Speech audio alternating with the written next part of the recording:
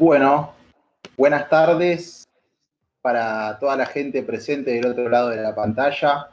Es un placer que nos estén acompañando en estas nuevas jornadas de educación física y actividades deportivas, en esta modalidad virtual, a razón del contexto que estamos atravesando. Queremos agradecerles la presencia de cada uno de los alumnos, colegas que están participando de esta gran jornada que nos enorgullece, en nombre del Centro de Estudiantes, Liga Federal Universitaria. Queremos agradecer a las autoridades de nuestra Casa de Altos Estudios, al Departamento de Humanidades y Ciencias Sociales, y en especial al equipo de la Coordinación del Profesorado de Educación Física y Licenciatura, a la Coordinación General de Deportes de la Universidad, a la Dirección de Pedagogía Universitaria y a todas las personas que hacen posible llevar adelante la realización de este evento tan importante. Una aclaración antes de comenzar. Para dar comienzo, quienes tengan los medios disponibles para hacer una pregunta, deberán primero anunciarse por el chat y se les permitirá habilitar el micrófono para hablar, ¿sí? Bueno, en esta oportunidad vamos a dar la bienvenida a la disertante Melody Galanti, ¿sí? Vamos a presentar un poco el currículum de esta compañera que la realidad es que le agradecemos su presencia y nos va a nutrir de todo su conocimiento. Melody es magíster en Políticas Públicas por la Universidad Torcuato Di Tella y licenciada en Relaciones Públicas por la Universidad Nacional de La Matanza. Es docente en el taller de Elocución y Oratoria en el Departamento de Humanidades y Ciencias Sociales, coordinadora del sistema de tutorías del Departamento de Ciencias Económicas y coach de oradores en TED por UNLAM y en el modelo de la Organización de los Estados Americanos. En esta oportunidad, la disertación que nos trae Melody se va a llamar Oralidad y Docencia, una mirada sobre los aportes de la oratoria para los docentes del futuro. Me parece que le tenemos que dar lugar a nuestra disertante, agradecerle nuevamente en nombre de toda la organización y en nombre de todos los alumnos y las alumnas de la Universidad Nacional de La Matanza y obviamente para las personas externas a nuestra institución. La verdad es que es un orgullo que nos acompañen. Y bueno, dejamos todo en las manos de la que sabe. Muchísimas gracias y bueno, a disfrutarlo. Bueno, hola a todos, bienvenidos, ¿cómo están? Bueno, voy a compartir la pantalla para que puedan seguir la presentación del día de hoy.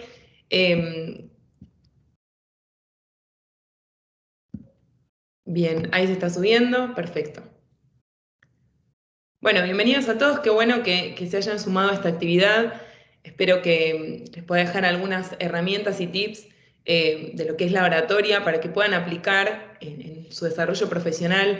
Sin dudas, la oralidad es algo súper importante para nosotros como docentes, así que espero que se lleven algunas herramientas y también se lleven muchas dudas y vamos a tratar hacia el final de ir resolviendo alguna de ellas.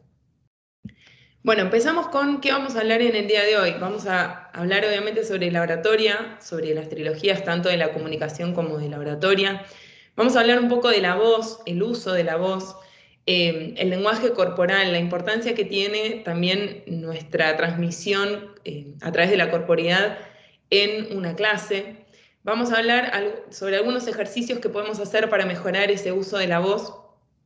Vamos a hablar de algo importantísimo, que es el temor oratorio, que probablemente muchos de ustedes sufren cuando tienen que presentarse frente a un auditorio, frente a una audiencia, frente a un grupo de estudiantes. Entonces vamos a trabajar un poco sobre cuáles son las causas que generan el temor oratorio, cuáles son los síntomas, pero sobre todo cómo podemos hacer para superarlo y la próxima vez no tengamos tanto miedo a la hora de pararnos frente a otros. Seguramente como estudiantes, aquellos que todavía están cursando, también les va a servir si tienen que dar presentaciones orales, espero que esa herramienta les sirva mucho. Vamos a hablar un poquito de auditorios, ¿sí? Cuáles son las características que tienen y por qué nos sirve a nosotros como oradores. Algunas referencias sobre la comunicación en la virtualidad, la estructura que podemos plantear para una presentación oral y por último, un poco esbozando esta idea del futuro, de qué nos deparan los próximos estudiantes o el futuro de la educación y sobre todo de la oralidad en la virtualidad. Así que empezamos. Para arrancar, hablar de una definición clásica de oratoria que indica que la oratoria es el arte de hablar con elocuencia, es decir, hablar bien, pero con el objetivo de conmover, convencer y persuadir a un auditorio. Aclaro esto, es importante saber cuáles son las definiciones de esos términos porque apelan a cuestiones muy diferentes. Cuando nosotros hablamos de conmover, lo que estamos haciendo es tratando de apelar a las emociones, ¿sí? A los sentimientos para generar una reacción, siempre desde la emotividad, vinculada a los sentimientos, a lo experimental, digamos, a la experiencia previa de ese sujeto. No es una cuestión racional. Cuando nosotros hablamos de convencer, precisamente lo que hacemos es apelar a la razón para que el otro piense algo que yo quiero que piense. Es decir, no insertar una idea, sino precisamente generar que esa persona direccione su pensamiento hacia una temática, hacia una problemática también. Obviamente eso lo hacemos a través de argumentos lógicos y racionales, muy diferente a la idea de conmover. Y algo que solemos utilizar como un sinónimo de convencer es la idea de persuadir, pero persuadir no es apelar a la razón, sino a la voluntad de la otra persona para que esa persona haga o deje de hacer algo. Eso no es solamente una acción, no es solamente que vaya y haga algo, sino que a veces puede ser precisamente esto, motivar una acción, un interés sobre una temática, que sin dudas es una de las cosas que trata de hacer un docente, ¿no? Motivar a nuestros estudiantes a que se interesen en alguna temática y vayan y busquen información y estudien y adquieran ese conocimiento.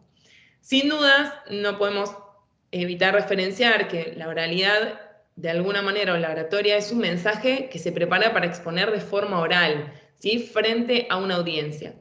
Y siempre hacemos esta referencia de frente a un auditorio, frente a una audiencia, porque precisamente cuando nosotros hablamos de oralidad, hablamos de una trilogía, es decir, que hay 3 partes.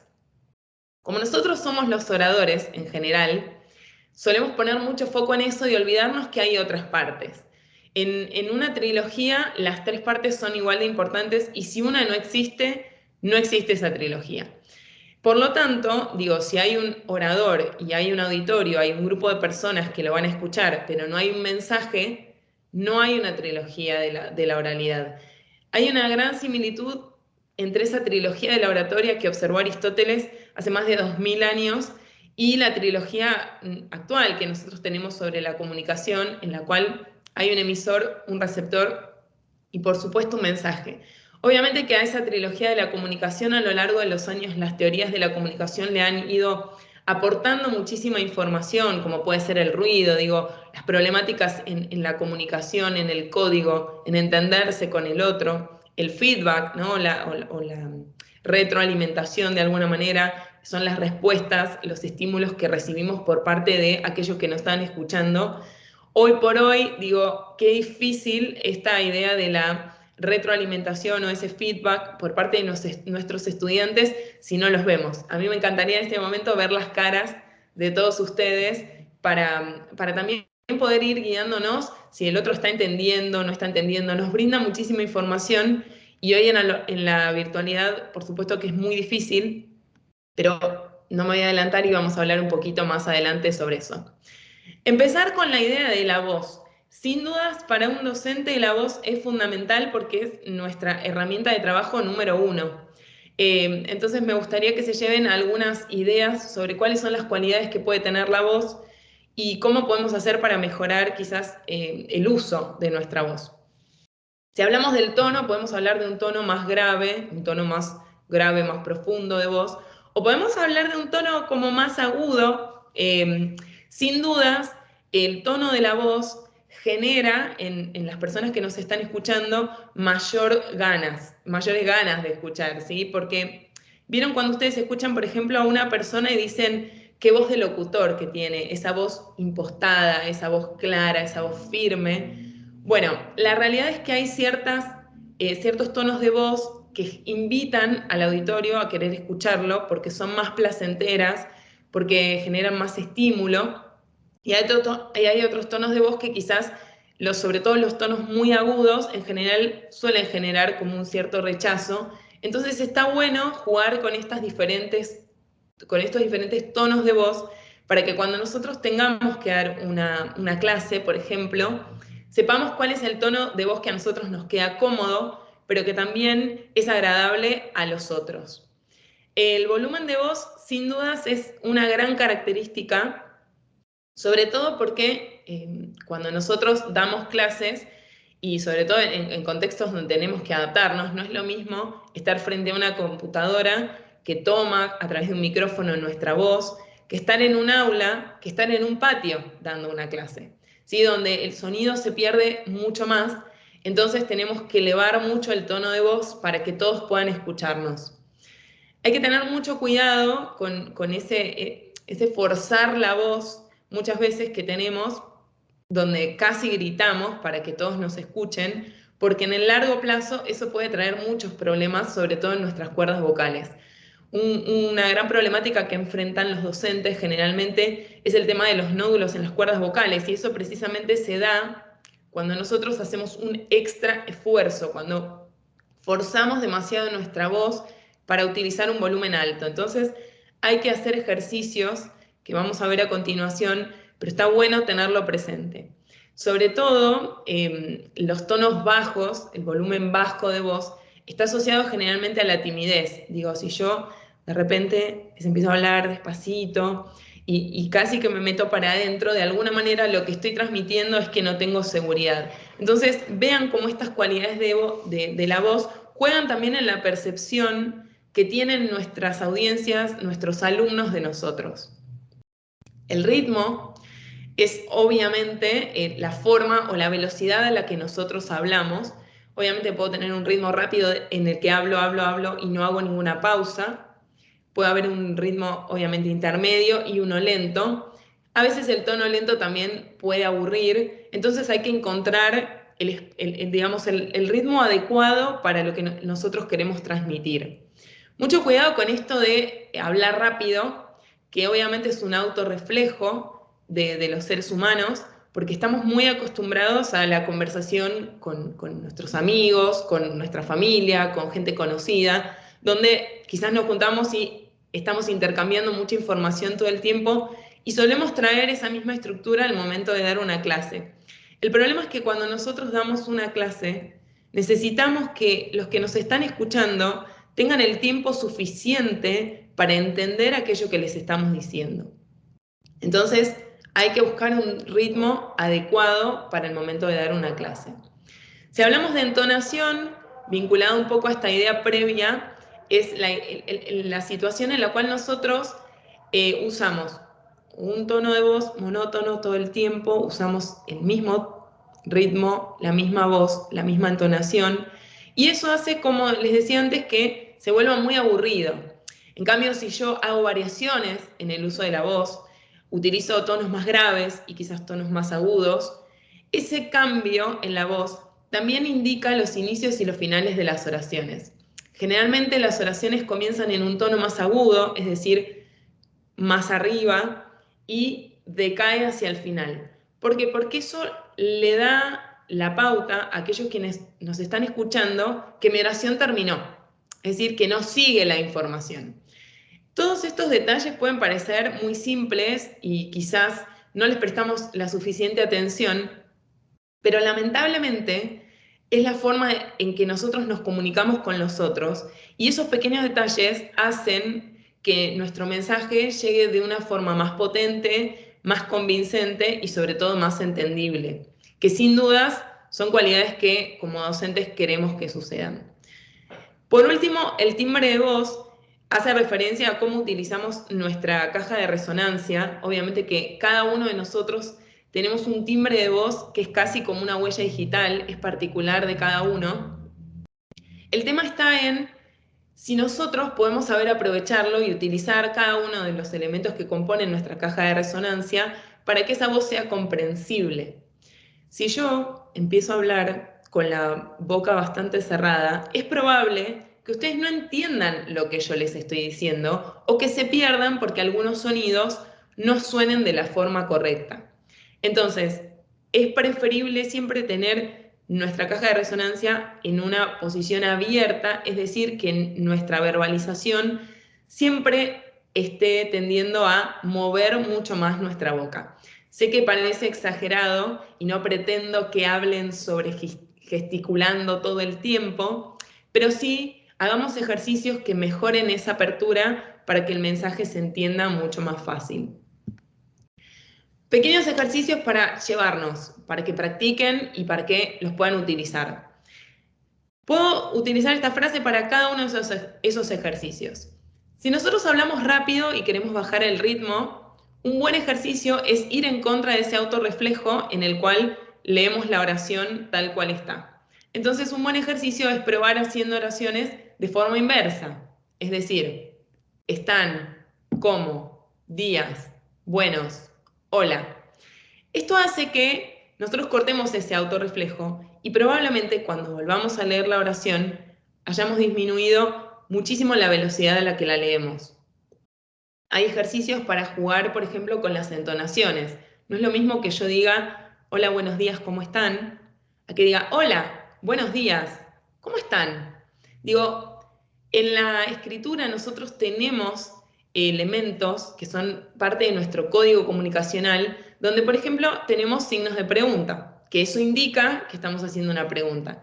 El tema es cuando nosotros llevamos eso a la oralidad, yo no hablo y les digo, ahora abro un signo de pregunta, sino que eso lo tengo que marcar con la entonación. Lo mismo con los puntos, con las comas, con las pausas. Digo, hay una frase que dice que más importante que lo que decimos es lo que callamos. Yo agregaría que en la oralidad es cuándo callamos. Hacer pausas es fundamental. Entonces no es lo mismo que yo diga, hola, buenos días, ¿cómo están? Es decir, hola, buenos días, ¿cómo están? Digo, parecen detalles, pero hacen a cómo somos percibidos y cómo los otros reciben nuestro mensaje. Hay ejercicios para hacer donde leemos palabra por palabra, es decir, hola, buenos días. Eso va haciendo que nosotros nos acostumbremos a esa sensación de pausa y hablar con un ritmo mucho más lento. Lo mismo si queremos potenciar incluso ese ejercicio, podemos hacerlo sílaba por sílaba, es decir, o, la, buenos, días.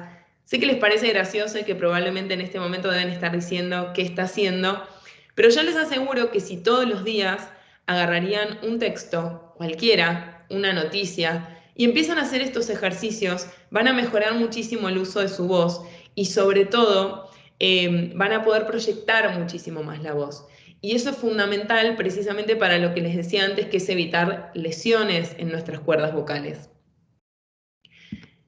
Sin dudas, cuidar nuestra voz es especialmente importante, sobre todo si somos docentes.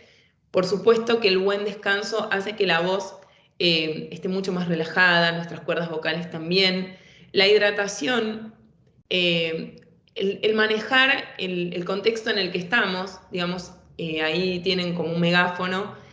¿Cómo hacemos para que nuestra voz se potencie, ¿sí? Y sea mucho más fuerte y se escuche mejor, incluso en entornos donde quizás son espacios abiertos? Como les decía, no es lo mismo hablar en un auditorio, donde la acústica del espacio está pensada para que nosotros realmente podamos hablar en un tono medio y se escuche en todos lados, a un patio donde tenemos chicos gritando y corriendo.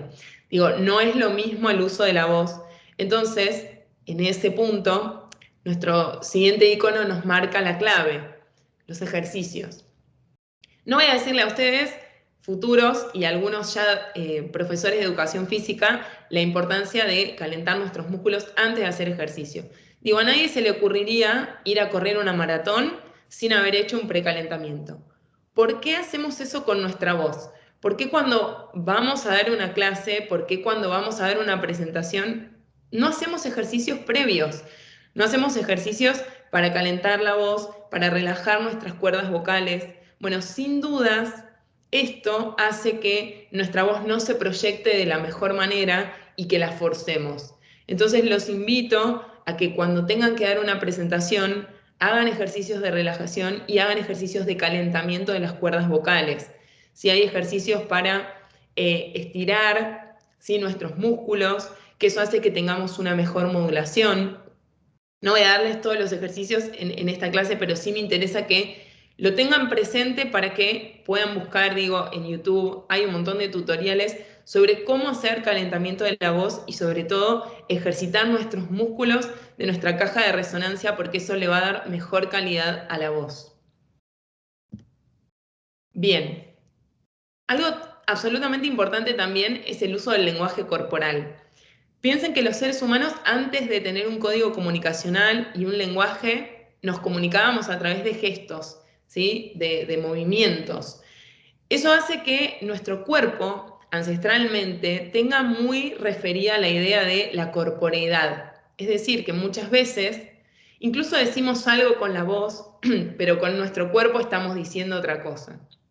Entonces, para un docente, sin dudas, poder utilizar muy bien nuestra corporeidad, nuestros gestos, nuestras manos, nuestra expresión, hace que transmitamos información.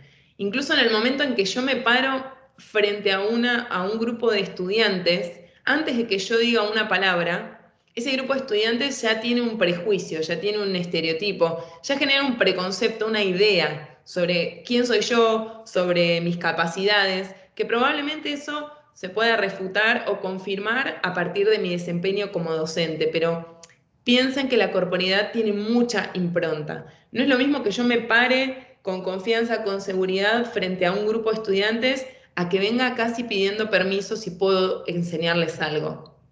Entonces, como docentes, tenemos que lograr ese puesto de autoridad, no solo desde el conocimiento, sino también desde nuestra corporeidad. En este momento lo voy a dejar ahí a propósito porque me gustaría realmente poder ver sus caras, esto que hablábamos del feedback.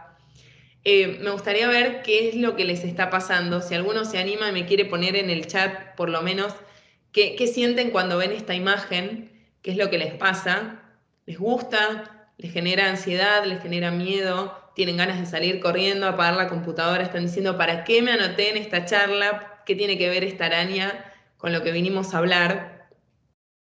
Vayan anotando porque vamos a seguir hablando de este tema. Uno de los mayores desafíos que tenemos, bien, miedo me dicen ahí, uno de los mayores desafíos que tenemos como docentes y sobre todo como sujetos que se paran frente a otros es superar el temor oratorio. Bien, ahí me dicen impresión, Nadia me dice atención, precaución. Bien, me gustan esos conceptos, ahora los vamos a charlar. Tensión, alerta. Bueno, a nadie le gustan las arañas, evidentemente, en este grupo, pero probablemente, digo, la aracnofobia, que es el temor a las arañas, es uno de los temores más comunes en los seres humanos. Obviamente que está asociado a información, como les decía antes, genética, que nosotros tenemos incorporada. Muchas veces no podemos explicar porque nunca vimos una araña, nunca la tuvimos cerca y sin embargo nos da miedo. Ahí encontramos a Inés que dice que en lo particular le gustan las arañas y alguien le puso como una carita de sorpresa, pero vean de todas las personas que respondieron, es difícil encontrar a alguien que no les genere esa alerta. ¿Por qué? Porque hay ciertos temores en los seres humanos, como las arañas, las serpientes, que son temores bastante comunes. Y hay otros temores que son mucho más extraños o más raros y no son tan normales o tan cotidianos.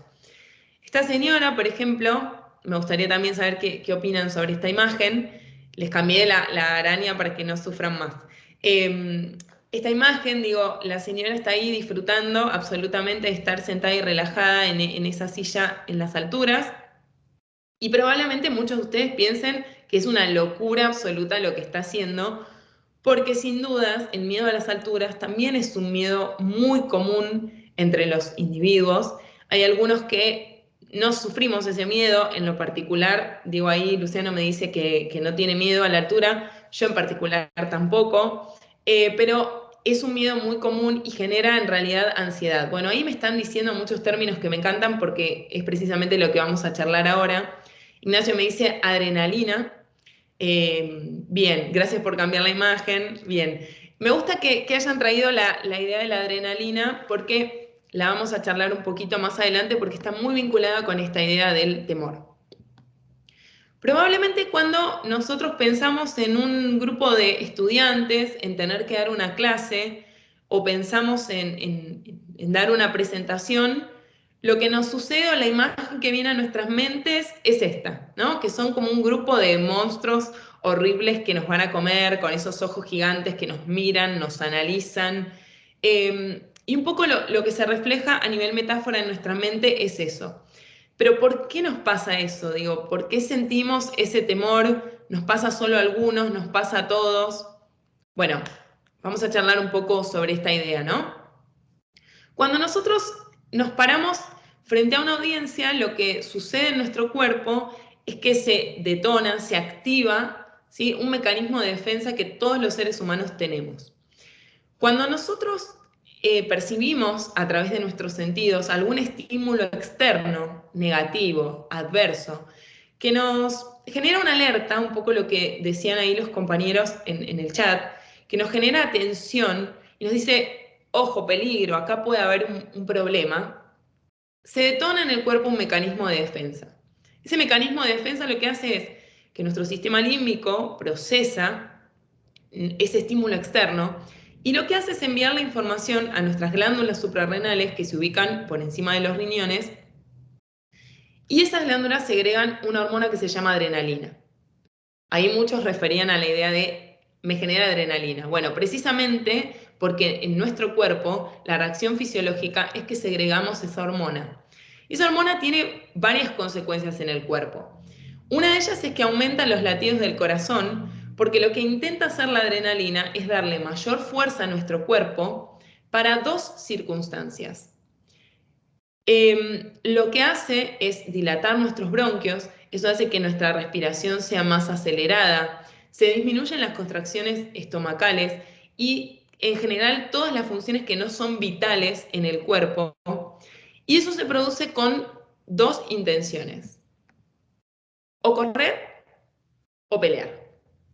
Eso es porque, imagínense un hombre que va caminando por un monte y de repente escucha un rugido, que podría ser el de un felino. Entonces su cuerpo lo alerta y dice, ojo, peligro, puede ser un depredador mío. Entonces el cuerpo segrega esta adrenalina para darle mayor fuerza incluso a mis músculos, por si tengo que salir corriendo y si el plan A falla, que el plan B funcione, que sea defenderme. Entonces, lo que sucede es que tenemos una adrenalina en el cuerpo, una energía extra en nuestro cuerpo, que en el caso de tener que pararnos frente a una clase, no la podemos sacar, no la podemos canalizar en nada. ¿Por qué? Porque en el momento en que mi cuerpo me dice, corre o defendete, yo me tengo que quedar parado y hablar.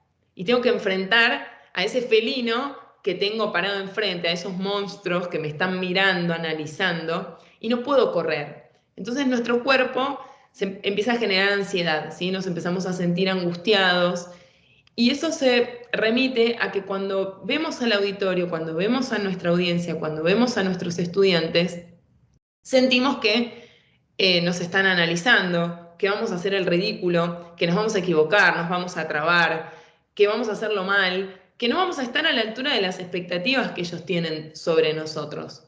Entonces lo que sucede es que nos queremos ir. ¿Sí? El síndrome, me quiero ir, quiero escapar de esta situación, quiero hablar rápido para que esta situación termine lo antes posible y poder salir del foco, poder salir de la mirada ajena. Miren este caso. Dice, un niño, esta es una noticia real, dice, un niño de 9 años consigue salvar a su padre herido de gravedad de morir ahogado. La historia es la siguiente, este chico estaba con su papá nadando en un río, una rama golpeó al padre en la cabeza y el padre quedó inconsciente con la cabeza dentro del agua. Este chico de 9 años agarró a su papá y lo arrastró nadando hasta la orilla. Digo, ¿ese chico se volvió un superhéroe de repente? No. Lo que pasó en su cuerpo fue que esta señal de alerta le dijo a su cuerpo, algo malo está pasando, tenemos que segregar esta hormona para que vos tengas más fuerza, y esa adrenalina le permitió salir de la situación. Probablemente, si él no hubiese sentido miedo, no hubiese podido salvar a su padre. Entonces la adrenalina, si bien nosotros la tenemos asociada a algo negativo, al miedo, a algo que nos genera, algo que nos perturba, la adrenalina puede ser algo muy positivo. Y para que se queden más tranquilos, la glosofobia, que es el miedo a hablar en público, es bastante más común de lo que todos creemos, y más del 75% de la población dice sentir miedo de hablar frente a otros.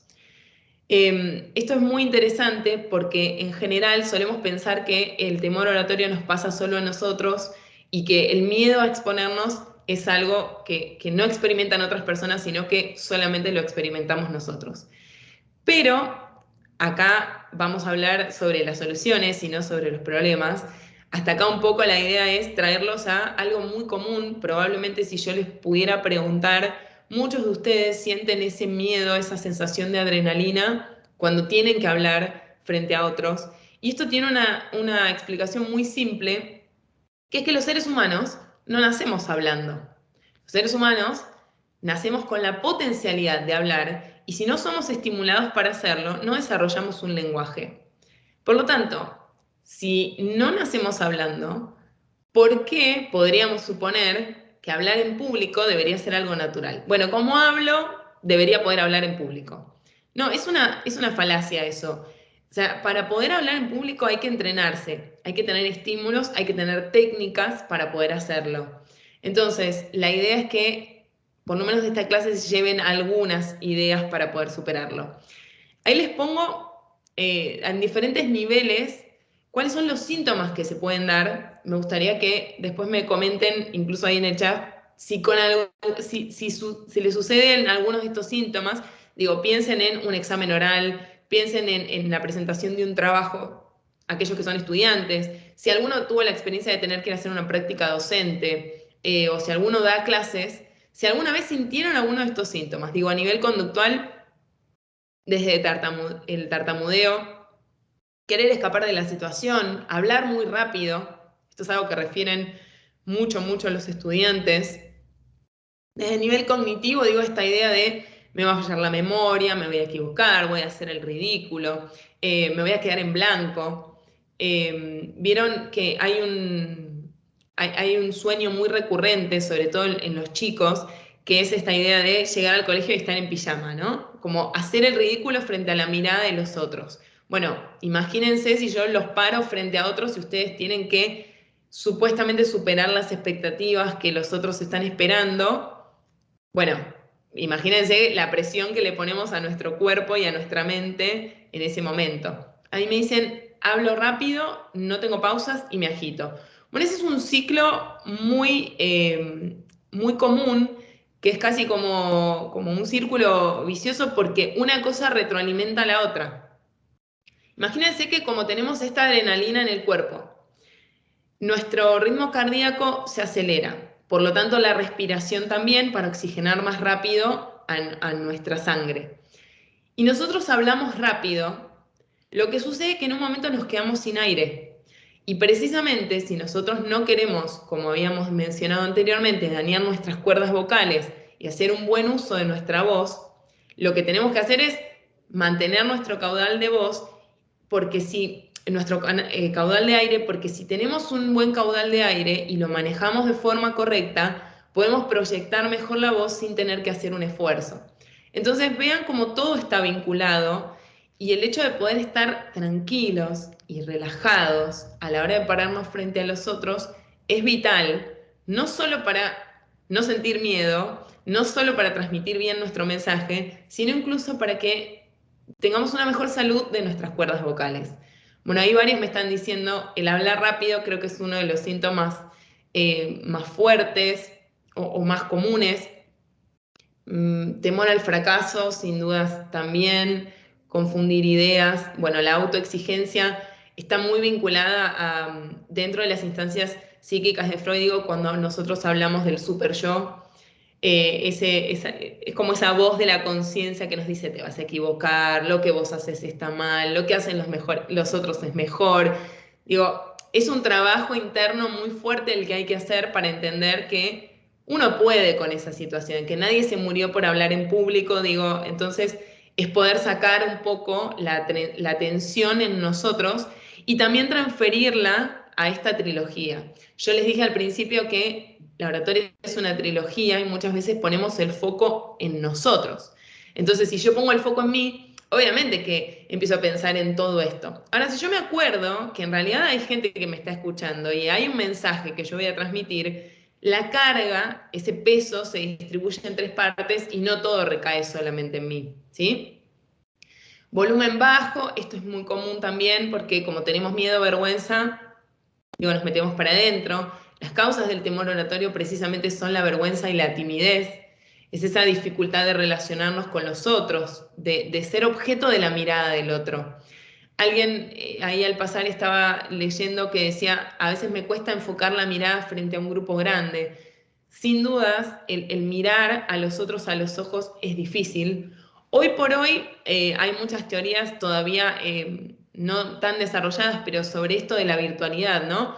Hoy por hoy no miramos a los ojos a las personas, sino que miramos una cámara, que es un agujero ahí negro que no sabemos hacia dónde va, si nos están grabando, digo, se suman un montón de otras cosas. Yo los veo, ustedes me ven a mí, pero yo no los veo a ustedes. Digo, para el temor oratorio la virtualidad tiene como una conjugación de elementos que tampoco ayudan.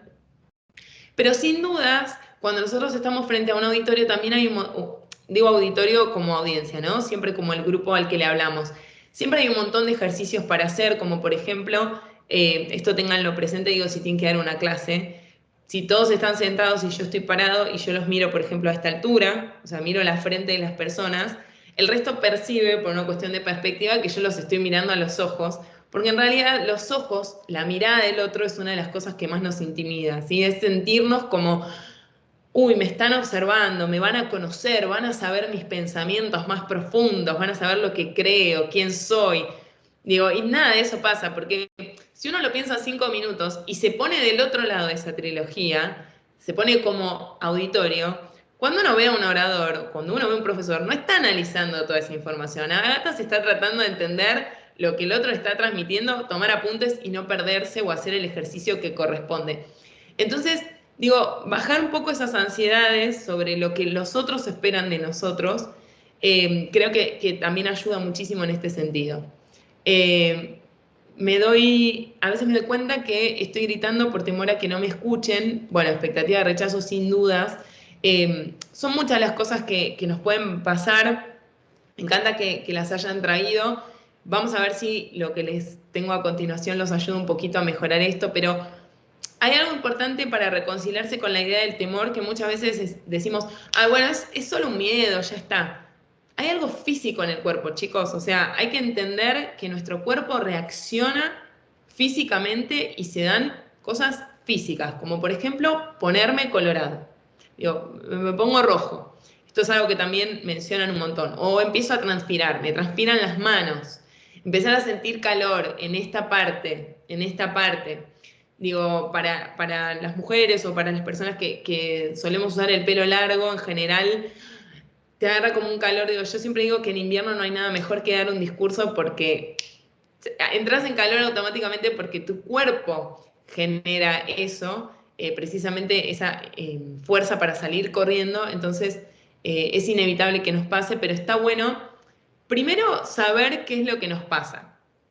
Entonces, el primer paso o el más grande es el autoconocimiento. Es decir, saber específicamente qué me pasa a mí cuando me paro frente a mi grupo de estudiantes. ¿Por qué? Porque a partir de esos síntomas, a partir de saber e identificar qué es lo que me pasa a mí, puedo empezar a trabajar sobre eso.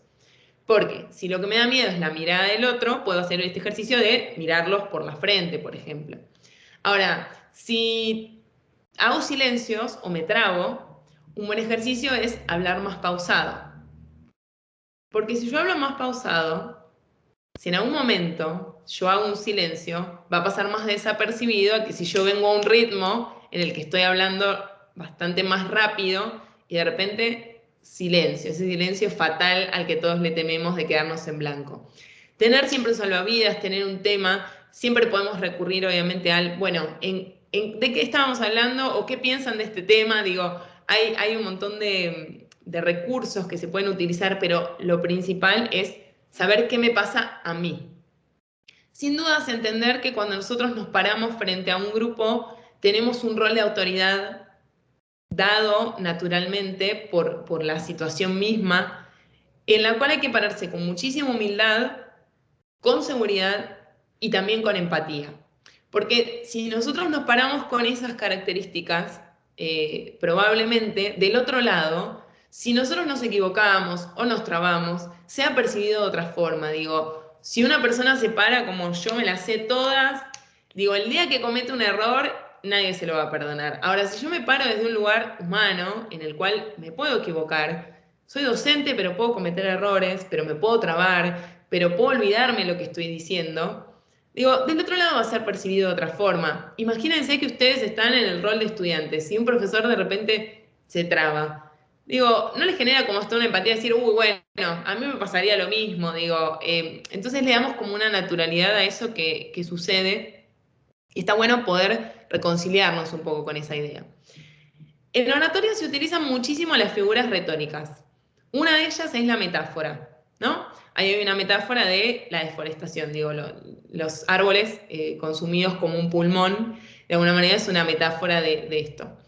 Yo los voy a invitar un poco con esta idea de la metáfora a pensar en la idea del temor. Muchas veces cuando nos referimos al temor oratorio hablamos de combatir el temor oratorio, enfrentar el temor oratorio. A mí particularmente no me gustan esos términos porque me parece que remiten a la idea de una batalla, ¿no? Digo, si yo te invito a combatir, no me da muchas ganas de ir hacia donde me estás invitando. Digo, si vos me decís que vamos a ir a una batalla, y yo me imagino como muerte, sangre, armas, no sé, me imagino como algo muy negativo. Ahora si vos me decís, bueno, mira, te invito a un viaje, te invito a una experiencia, te invito a compartir un momento con otros, a transmitir tu conocimiento, a despertar en los otros motivación, a despertar en los otros ganas de saber más, de mejorar sus capacidades, de mejorar su conocimiento, de poder hacer un ejercicio, de superarse. Digo, si uno lo ve desde esta perspectiva, desde el hecho de compartir con los otros, de experimentar nuevas experiencias, del transmitir un nuevo saber, de alguna manera creo que lo que hace que uno quiera ser docente, independientemente de la disciplina que enseñe, precisamente es esa idea de transmitir a los otros y de generar un impacto positivo en los otros. Entonces, me parece que me gusta más esta idea de pensemos en la docencia, pensemos en las clases, pensemos en pararnos frente a los otros desde este lugar, no como un combate y una lucha interna con nuestras pasiones, sino como relajar un poco y decir, en definitiva lo que estamos haciendo es transmitir nuestro saber, nuestro conocimiento para impactar a otros y motivarlos. Y como docentes creo que no hay nada más lindo que poder lograr eso, ¿no? Para referir esta última parte, fundamental para superar el temor oratorio es tener una buena preparación y un gran conocimiento del tema. Practicar y ensayar, algo que muchas veces está como subestimado, entrenarnos, grabarnos, empiecen a grabarse, empiecen cuando tengan que preparar una clase, cuando tengan que preparar un examen, grábense, hoy todos tenemos la posibilidad de tener una cámara, un celular a mano, pongan play y grábense, vean sus gestos, vean su corporeidad, reconcílense con la idea de verse. Si hoy en Teams, en las plataformas nos pasa que yo estoy hablando y acá abajo está Melody también. Entonces es como que la mirada se va a ver qué estoy haciendo, qué está pasando, cómo me están viendo los otros. Bueno, la única forma de reconciliarse con eso es viéndonos. Muchas veces nos cuesta esta idea de vernos a nosotros mismos, ¿no? Porque no me quiero ver, no sé, grabo algo para una clase y mejor que quede como quedó, no quiero. Pero precisamente el autoconocimiento es lo que nos da la pauta de poder mejorar, ¿sí? Hacer ejercicios de relajación y de concentración antes de arrancar una exposición. encontrar el sentido, ¿sí? ¿Por qué estamos haciendo esto? ¿Por qué me voy a exponer a una situación de peligro, de alerta, de exponerme a la mirada de los otros? Bueno, probablemente porque como docentes elegimos transmitir, elegimos impactar a otros, elegimos hablar. Entonces, es importante encontrar el sentido de por qué estamos haciendo lo que estamos a punto de hacer. Que nuestro objetivo esté sobre el miedo, ¿sí? Que nuestro objetivo sea más importante, que aquello que tengamos que decir sea más importante, que entendamos que lo que nosotros podemos transmitir puede tener un buen impacto sobre los otros, entonces vale la pena hacerlo. Conocernos, comprender el fenómeno, los seres humanos tememos a lo que desconocemos. Digo, uno de los temores más comunes en los chicos es el temor a la oscuridad, precisamente porque en la oscuridad no vemos, entonces no sabemos lo que pasa. Cuando entendemos esto, bueno, a mí me pasa este síntoma, este síntoma, este síntoma, por eso le puse todos, porque me puede pasar todo esto. Bueno, ok, ¿qué puede ser lo peor? ¿Que me ponga colorado? Ok, ¿y qué cambia? ¿Me hace mejor o peor docente eso? No implica que va a cambiar mi calidad como profesional. Así que un poco es naturalizar este fenómeno y por supuesto disfrutar el momento. Para un docente no debería haber nada más lindo que pararse frente a su grupo de estudiantes y poder transmitirle y desarrollar aquello para lo que nos estamos preparando, ¿sí? Para hablar un poquito de nuestros auditorios, de aquellos que nos miran, de aquellos que nos ven. Básicamente, en psicología de masas, Le Bon es un gran referente de conductista sobre el análisis de los auditorios. Y algo importante que él determinó fueron las leyes psicológicas del auditorio. Le Bon analiza que cuando las personas estamos en grupo, nos comportamos de forma diferente a lo que lo haríamos si estamos de forma individual. Entonces se da una especie de unidad psicológica, es decir, que nos sacamos el saco del yo y nos ponemos el saco del nosotros, porque también queremos ser parte de ese grupo. Entonces, si el profesor dice un chiste y yo no lo entendí, por las dudas me río, porque no quiero quedar afuera. Termina la presentación y uno empieza a aplaudir, y bueno, yo aplaudo. Vieron que el aplauso tiene esa idea de contagio, ¿no? La unidad psicológica habla precisamente de esto, del contagio, para bien o para mal. Eso hace que haya una disminución intelectual. Es decir, que cuando estamos en grupo razonamos mucho menos de lo que lo haríamos si estamos de forma individual. Y eso genera un predominio emocional, es decir, que tenemos nuestras emociones a flor de piel y somos más permeables a aquello que podemos experimentar, a aquello que podemos sentir, que a aquello que podemos razonar.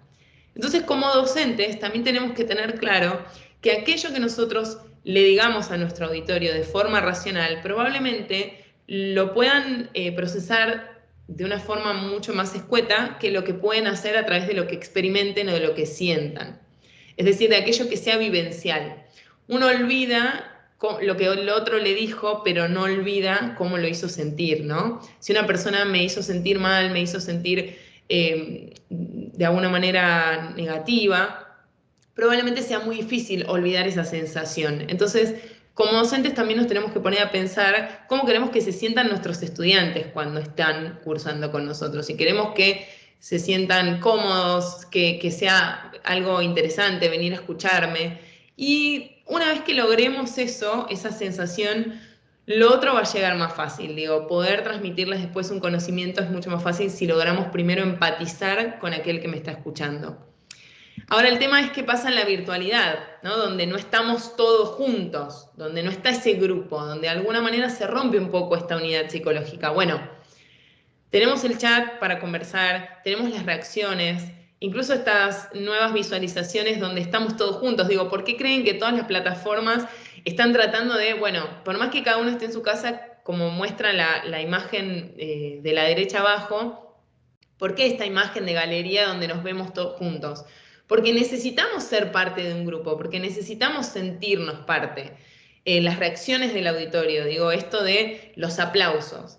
Yo soy una convencida de que tenemos que volver a los aplausos, aunque sea en la virtualidad. Cuando alguien termina de hablar, digo, el código comunicacional es decir, el orador dice muchas gracias, el docente, bueno, hasta acá llegamos, este es el final. Uno marca que terminó y hay un aplauso. Entonces, digo, volver un poco a esta idea de las reacciones y de la interacción.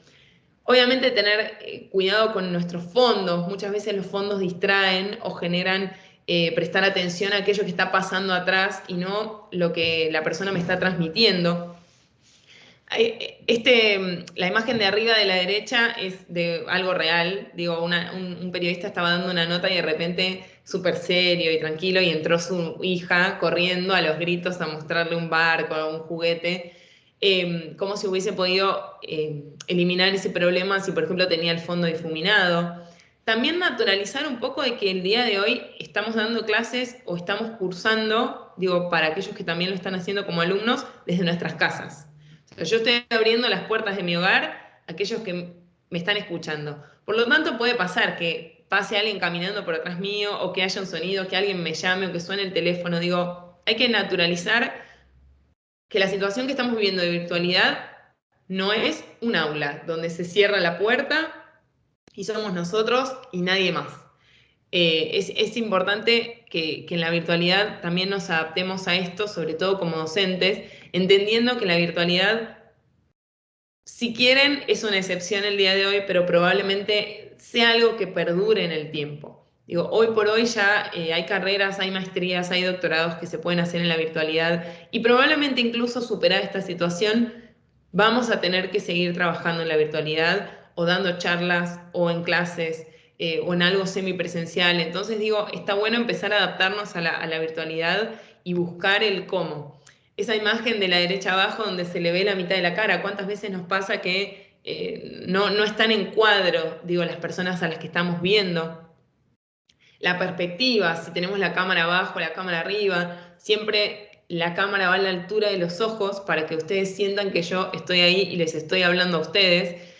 Independientemente de que para el orador es muy difícil eso, porque yo estaría mirándolos a los ojos a ustedes, pero ustedes me aparecen abajo. Entonces hay que disasociar el cuerpo de una persona con la mirada de la otra persona, porque ahora la mirada de ustedes está acá arriba en la cámara, aunque yo no los vea a ustedes. Así que es difícil reconciliarse con esa idea, pero hay que trabajarlo. Prepararse. Ahí hay un cómic bastante gracioso donde el señor está filmando y de repente está en short y ojotas, que no tiene nada de malo, digo, pero tengamos cuidado si de repente me paro y estoy en short, ¿no? O sea, no tiene mucha lógica, así que hay que tener cuidado con esa puesta en escena de parecer que estamos en un aula. Digo, pero yo reivindico muchísimo el uso de las cámaras, que nos podamos conectar. Obviamente, algunos pueden no tener una cámara, no tener un dispositivo o no querer hacerlo y están en todo su derecho, pero el vernos, el sentirnos parte de ese grupo, cambia muchísimo la situación comunicacional. La idea de, bueno, usar micrófonos si quizás no tengo una buena conexión o un buen micrófono que tome de la computadora para que el otro me escuche y yo tampoco tenga que forzar la voz. La iluminación es clave. ¿Cuántas veces nos pasa que no vemos a la persona que nos está hablando? O cuando compartimos pantalla, ahí por ejemplo, ojo con tener abiertas 80 cosas y que se vea todo lo que nosotros tenemos en nuestra computadora. Es interesante empezar a pensar cómo llevamos el aula a la virtualidad y sobre todo desde la oralidad, ¿no? Donde muchas veces nos pasa estar en una clase donde solamente escuchamos al docente. O sea, no lo estamos viendo. Y un poco, digo, piensa en el boom hoy de los podcasts, ¿no? Hoy todo el mundo escucha podcast. ¿Y qué pasa con esto de que volvimos en una era de absoluta imagen, donde todo es imagen, todas nuestras redes sociales, todo es a través de la imagen? Se ha vuelto a este fenómeno de casi escuchar la radio, digo, ¿no? Escuchar un podcast es el mismo código comunicacional de una radio, pero ¿qué hace atractivo a escuchar un podcast? Es el uso de la voz, es cómo esa voz se utiliza de diferentes formas, cómo resulta atractiva. Hay que trabajar eso y hay que jugar con eso porque si no suena algo monótono y si no hay estímulos desde la corporalidad también es muy aburrido para el que me está escuchando, ¿sí? O desde la imagen.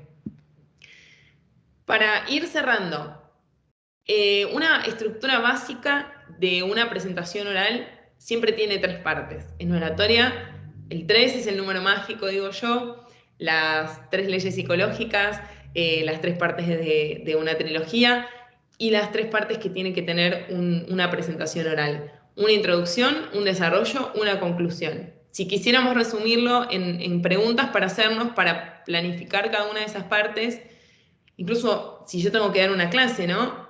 ¿De qué voy a hablar? ¿Sí? ¿Qué? El qué es lo principal. ¿Cuántas veces nos pasa que alguien empieza a hablar y no sabemos de qué nos está hablando, pero de repente nos está diciendo autores y no sabemos ni de qué tema me va a hablar? Entonces siempre situar a los otros en el qué voy a desarrollar. ¿Por qué? Es decir, pensar en los antecedentes, en la bibliografía, en los argumentos lógicos, racionales que nosotros vamos a transmitir al otro para que entienda una temática. En nuestra argumentación, esa argumentación siempre remite al pasado, el por qué es una pregunta que siempre tiene esta connotación de remitir al pasado, es decir, a la referencia bibliográfica, a lo que dijo tal autor, a lo que investigó tal persona, a tal investigación, siempre hay una referencia al pasado. Y en la conclusión, nuestras audiencias siempre van a esperar el ¿para qué? ¿Para qué me estás diciendo todo esto? Digo, ¿de qué me va a servir? Y eso es el futuro, ¿no? Esa es la idea de la pregunta ¿para qué? Siempre remite al futuro. Entonces siempre lo que tenemos que pensar es esto. Cuando nosotros demos una clase, fundamentalmente enseñar más allá del tema, ¿para qué le va a servir esto que yo le estoy transmitiendo a la persona? ¿Por qué es importante que lo sepan? ¿Para qué lo van a aplicar en sus vidas? Digo, darle un uso, un sentido a eso, tiene otra lógica, tiene otro gustito, ¿no? Cuando uno aprende algo porque sí, es como que, bueno, lo tengo que aprender. Ahora, cuando uno aprende algo con un motivo, con un objetivo, digo, tiene otra lógica y otro sentido y da más ganas de escuchar al que me está hablando.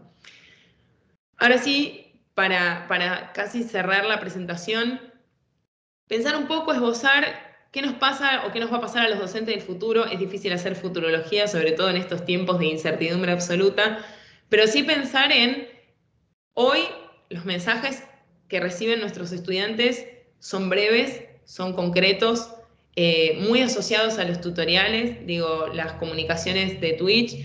Nuestros estudiantes buscan youtubers y siguen información y aprenden cosas a través de estos canales. Por supuesto que como docentes no les digo que copiemos ese código porque son cosas muy distintas, pero sí sepamos que ellos absorben muchísimo más ese tipo de mensajes. Entonces los mensajes que nosotros demos tienen que ser claros y concisos y concretos. Y sobre todo si podemos adoptar estas dinámicas breves de información, van a ser mucho más recibidas por nuestros futuros estudiantes. Adaptación a la virtualidad y al contexto. Piensen que muchos de los estudiantes que nosotros tenemos o vamos a tener en el futuro han cursado como mínimo 2 años de sus vidas, en el mejor de los casos, en una pantalla. Y asumieron que pueden cursar, que pueden estar viendo una clase desde el sillón de su casa. Entonces digo, hay que pensar en esa lógica, en esa adaptación a la virtualidad para que sea interesante, para que sea dinámica, para que no aburra. Hoy creo que todos estamos un poco saturados de la virtualidad, porque de alguna manera fue una situación excepcional, pero va a haber que buscarle la vuelta, digo esto, y esto lo planteo como un desafío. ¿Cómo hacer que la virtualidad no sea pesada? ¿Cómo hacer que la virtualidad vuelva a ser un encuentro entre personas? El uso de la voz, de la corporeidad y de la imagen. Por supuesto que la voz va a tener un rol fundamental siempre como oradores y siempre como docentes, la corporeidad también. Y hoy por hoy pensemos en esto, en el estímulo de la imagen. Digo, muchas veces vemos soportes o charlas donde me están leyendo el PowerPoint. Digo, no quiero perder mi tiempo. Hoy en un tiempo tan dinámico, lo que queremos es que eso sirva de soporte para explicar algo. Digo, es redundante esto, quizás ya lo escucharon un montón de veces, pero sigue pasando. O sea, cuando damos una presentación, a veces suele pasar que lo único que hacemos es leer lo que está ahí. Necesidad de interacción entre los individuos, todos nos queremos reencontrar, todos queremos volver a juntarnos, todos queremos volver a estar con nuestra gente alrededor. Entonces, de alguna manera, las clases tienen que tener esta intención, ¿no? De que nos volvamos a sentir parte de algo, los trabajos en grupo, las dinámicas, las actividades, obviamente siempre y cuando se pueda por una situación sanitaria y demás, pero volver al reencuentro. Tratemos de pensar dinámicas que vuelvan a ese reencuentro. Motivar al alumno, sin dudas, es lo más importante, creo yo, que tiene que pensar un docente. Hoy los estudiantes están muy desmotivados, digo, los chicos, hay estudios que indican que las edades en las que mayor efecto tuvo impacto en los aspectos psicológicos es en los adolescentes, que son nuestros estudiantes de hoy o nuestros estudiantes del futuro. Entonces hay que buscar herramientas que sirvan para motivar al estudiante y que el estudio de alguna manera le genere unas ganas de volver a creer, de volver a confiar, de ver un futuro. Digo, el año pasado y este año, sobre todo el año pasado, creo que fueron muy duros y eso hace que tengamos que trabajar muy fuertemente en este sentido. La claridad en nuestros objetivos como docente. Los docentes no estamos para marcar con el dedito y mostrar que nosotros sabemos más, sino que nosotros tenemos un saber para compartir con los otros y creo que reivindicar la tarea docente desde ese lugar es espectacular que lo podamos hacer. Por eso decía, si bien tenemos un puesto de autoridad, siempre acercarnos a nuestros estudiantes con humildad es lo primordial. Y por último, el docente como un facilitador de acceso al conocimiento. Hoy nuestros estudiantes tienen la posibilidad de googlear y buscar cualquier cosa. O sea, incluso quizás tengan más acceso a un montón de herramientas que hasta por ahí nosotros no tenemos. Entonces, como docentes tenemos que lograr esa idea, ¿no? De facilitarles el acceso al conocimiento, de ayudarlos a que puedan distinguir qué es valioso como conocimiento y qué no. Digo, porque en Internet hay información y se encuentran un montón de cosas, pero quizás no todo es valioso, quizás no todo es de una fuente confiable. Entonces, como docentes, quizás reivindicar un poco este rol del guía, ¿no? Del que los acompaña en ese viaje, en ese camino del aprendizaje, y darle voz al estudiante, ¿no? Darle el espacio y darle la oralidad. Creo que todos tenemos una gran deficiencia en hablar en público porque no lo ejercitamos de chicos, no lo ejercitamos de adolescentes. Ojalá todos tuvieran oratoria o todos hubiésemos tenido oratoria desde chicos, probablemente nuestra expresión y nuestra capacidad de oratoria sería muchísimo mejor. Bueno, no cometamos el mismo error. Digo, como docentes tenemos la posibilidad de darles la palabra a nuestros estudiantes y de que se expresen y de que presenten trabajos y de que se expongan para que el día de mañana tengan una mejor oralidad. Para cerrar, una frase que es de Pericles que dice: el que sabe pensar pero no sabe expresar lo que piensa está al mismo nivel del que no sabe pensar. ¿Sí? Démosle a nuestros estudiantes también las herramientas para que puedan utilizar su voz, y como docentes no solo es importante saber, sino saber transmitir. Así que espero que algunas de las herramientas que vimos el día de hoy les sirvan y otras les despierten muchas más dudas. Y para terminar, muchas gracias por escucharme y por su tiempo. Escucho sus preguntas. A ver quiénes Yo están creo con que dudas. Bien, el aplauso, muy aprendí bien, algo. gracias. Se extraña el Se extraña el aplauso. aplauso, se extraña el aplauso. Bueno, me parece que quiero imaginar que todos desde sus casas están aplaudiendo en este momento. Hay gente aplaude vía virtual. Muy bien, muy bueno. La verdad es que, bueno, agradecerte nuevamente, Melody, por la disertación. La verdad que estuvo muy buena. Hablo, por ahí tomo mi caso personal y seguramente debe ser el de muchos acá presentes. Como docente de una institución educativa, todas estas herramientas sirven y yo de hecho he aprendido un montón de cosas que quizás uno puede llegar a empezar a implementar en las clases virtuales, que en muchas escuelas todavía seguimos dando clases virtuales. Así que la verdad que fue muy, muy, muy productivo y bueno, agradecerte nuevamente en nombre de toda la organización y de todos los alumnos y las alumnas de la universidad y bueno, de las instituciones que han venido desde afuera también. Buenísimo. Así que bueno, no sé si las personas presentes tienen alguna pregunta, siempre y cuando tengan el medio disponible. Sí, estoy hablando de si tienen micrófono y quieren hacer la pregunta, no hay ningún problema. Si no, pueden hacer las preguntas a través del chat y yo las leo. Eso Ahí no hay veo ningún... que Luciano nos puso cómo podemos controlar nuestro lenguaje corporal. Bien. Autoconocimiento. O sea, nosotros hay algo muy instintivo en el lenguaje corporal, que es cuando yo miento, mi lenguaje corporal me delata. ¿Sí? Entonces, el lenguaje corporal no tiene que ir en contra de lo que estamos diciendo, sino que tiene que acompañar lo que decimos. Muchas veces pasa que vemos un docente que nos habla y está como, yo le digo volar, ¿no? Porque están como con las manos. Digo, el lenguaje corporal tiene que ayudar, acompañar a lo que nosotros estamos diciendo. Para poder controlarlo hay que ejercitar mucho y como les decía antes, yo creo que el mejor ejercicio que uno puede hacer para controlar el lenguaje corporal es grabarse, es filmarse, o sea, verse en imagen. Porque cuando yo me veo, me doy cuenta si, mira, hago este gesto y yo no lo tenía ni presente. Digo, o muevo las manos, o utilizo quizás una sonrisa que parece que estoy mintiendo. Digo, me doy cuenta al verlo, no hay otra forma, porque no tenemos forma de percibir cómo nos ven los otros si no nos vemos a nosotros mismos. Así que en ese sentido es un buen ejercicio el grabarse. Bien. ¿De qué manera recomienda controlar alguna muletilla que se repita mucho al momento de explicar algo o hablar en público? Uy, las muletillas son un tema, pero absolutamente aparte. Hay muchos ejercicios para hacer esto de primero identificarlos. Digo, siempre lo primero que tengo que hacer es saber que yo uso mucho una palabra o uso mucho una muletilla. Y después hay entrenamientos en los cuales lo que yo hago es escribir algo, por ejemplo, y leerlo textual.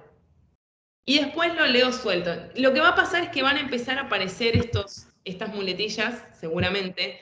Entonces, inicialmente lo que tengo que lograr hacer es concientizarlo y lo que se hace como ejercicio es hacer una pausa en esos momentos. O sea, cuando estoy a punto de decir esa muletilla, hacer una pausa. ¿Para qué? Para asociar en mi cerebro que es preferible, digamos, la pausa al, bueno, yo digo, es preferible el silencio a utilizar una muletilla, entonces es importante primero identificarlas y después tratar de hacer estos ejercicios para asociar el silencio siempre a algo mejor que al repetir una palabra. ¿Cómo evito los silencios incómodos, el quedarse sin tema de conversación? Bien, siempre nosotros tenemos la posibilidad, sobre todo en una clase, que no es un discurso, digo, en un discurso hay otra lógica, pero cuando yo estoy en una clase siempre tengo la posibilidad de, bueno, ¿ustedes qué piensan de esto? O leyeron a tal autor, digo, siempre tengo la posibilidad de interacción con mi auditorio y de alguna manera eso me permite retomar. Si no, siempre volver sobre lo último que recuerdo del tema para ver si eso me despierta el cómo seguimos. Y siempre, digo, tener, como digo, el plan B, que es tener alguna anécdota, alguna historia, algo que uno pueda recurrir en ese momento, que lo tenga bien claro, para ponerlo en ese momento y llenar ese bache. Digo, es un buen ejercicio ese de tener siempre como un plan B, pero sin dudas esto de interactuar con los otros ayuda un montón y hay algo que parece, es como superstición casi que lo que les voy a decir, pero realmente es un ejercicio de concentración que sin que nadie lo note lo podemos hacer, que es, si yo soy diestro, con la mano izquierda, apretar fuerte el puño y concentrarme en la mano. Eso hace que yo pueda volver sobre las ideas. Pruébenlo y van a ver que ayuda un montón. Ayuda Bueno, mucho. Hay veces que nos olvidamos de qué manera usamos nuestra voz porque nos concentramos más en lo que estamos diciendo. ¿Está bien? ¿Cómo cambiamos eso? Eh, Como yo les dije, sin dudas, para hacer ejercicio, digo, no se los voy a explicar a ustedes porque futuros profesores de educación física tienen muy claro la ejercitación previa o el calentamiento previo que uno tiene que hacer para el uso de un músculo. Y cuando hablamos nos olvidamos que estamos utilizando músculos. Entonces, cuando vos lo haces consciente eso, y haces el entrenamiento previo, no es necesario todo el tiempo estar pensando, ay, ahora estoy forzando la voz, porque no te va a pasar. Porque si vos hiciste un buen precalentamiento, digamos, tus músculos los vas a usar de la manera correcta y probablemente tu voz te va a salir naturalmente mucho más impostada y no vas a tener que forzarla. Así que, digo, esa es una buena recomendación. Siempre hacer ejercicios antes de hablar. En el trabajo con niños, creo que sigo yo con las preguntas, pero no sé si estamos bien de tiempo, pero tomamos esta. Está bien, Melo, tenemos 6 minutitos más. Ok. En el trabajo con niños, si les cuesta concentrarse en el docente, ¿cómo puede hacer este para captar su atención sin necesidad de gritar más y más para ser escuchado? Yo siempre digo que los juegos en las entonaciones son más válidos que si una persona grita todo el tiempo. Es decir, a mí me va a llamar más la atención una variación en el sonido que un sonido constante y fuerte. Muchas veces el error que cometemos es gritar, esperando llamar la atención del otro, y probablemente va a llamar mucho más la atención si yo hago una variación que si grito. Hasta les digo, prueben este ejercicio de repente de usar un tono de voz mucho más alto, después un tono de voz mucho más bajo, y jugar incluso con esas entonaciones y con los cambios, digo, en los tonos graves, agudos. Ahora lo hago y todos se dicen qué ridículo lo que está haciendo, digo, pero pruébenlo porque sobre todo con los chicos perciben mucho estos sonidos. Piensen en los dibujitos y demás, como que siempre los tonos de voz son muy chillones, son muy agudos en realidad. Entonces, les va a llamar más la atención eso que quizás un grito o algo que los alerta, pero me están retando, no presto atención. Digo, en cambio, si hay como una dinámica más de juego, está bueno. Las voces, las diferentes voces, jugar como si fuesen personajes, digo, de caricatura y demás, llaman mucho la atención en los chicos. Bien, creo que no hay más preguntas, por lo menos no escribieron más, respondimos a todos. No Pero hay bueno, más. entrenen, busquen info, hay un montón de tutoriales de videos en internet para mejorar, digamos, el uso de la voz. Cuiden la voz. Si son docentes o son futuros docentes, va a ser su herramienta de trabajo por muchos años, así que es importante que la cuiden. Perdón, que aporte algo. Muchas veces nos pasa también que muchos hemos tenido la experiencia de trabajar en Colonia. Sí. Y bueno, eso es, si uno no la sabe utilizar, es un forzar la voz constante, que en enero terminás con la garganta hecha pedazos. Y bueno, me parece que todas estas herramientas son muy útiles. Así que por lo menos habla uno desde su experiencia, ¿no? Claro. Esto es súper importante. Si no Sí, hay que cuidar la voz. hay que cuidarse, hay que cuidarse. ¿Alguna pregunta más? ¿Alguien que quiera levantar la mano y hablar por el micrófono? Tenemos ahí, damos un espacio. Ahí está, perdón, yo estaba con la presentación todavía, pero ahí estamos. Bueno, muchas gracias a todos por haber participado, por el tiempo, espero realmente que les sirva. Y como digo yo, de una clase hay que llevarse respuestas, pero también hay que llevarse preguntas, inquietud, ganas de averiguar más sobre el tema. Esto es una clase breve, pero está bueno que se lleven ideas, por lo menos para empezar a pensar un poquito más en cómo trabajar nuestra voz como docentes. Totalmente, totalmente. Bueno, Melody, de parte de vuelta, de parte de la organización, agradecerte, ¿sí? Nuevamente, esperamos que a los que están presentes les haya servido, estoy seguro que sí. Y bueno, seguiremos con la jornada. De parte de la organización, contás con toda nuestra predisposición para seguir trabajando juntos. Así que bueno, nuevamente agradecerte, mandarle saludos a todos y a todas, y nos despedimos de esta charla. Los esperamos y las esperamos a las 16:30 con Alexis de Alessandro. Así que bueno, nuevamente muchas gracias y que tengan muy buena semana, y nos estaremos viendo en la próxima. Saludos.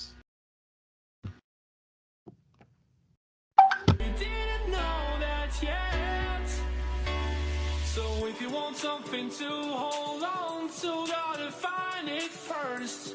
But here I am, 'cause I've been laying under palm trees, waiting for the summer, knowing there's nowhere to go. 'Cause I am happy on this island, wanna be my fun land. I don't ever want to leave.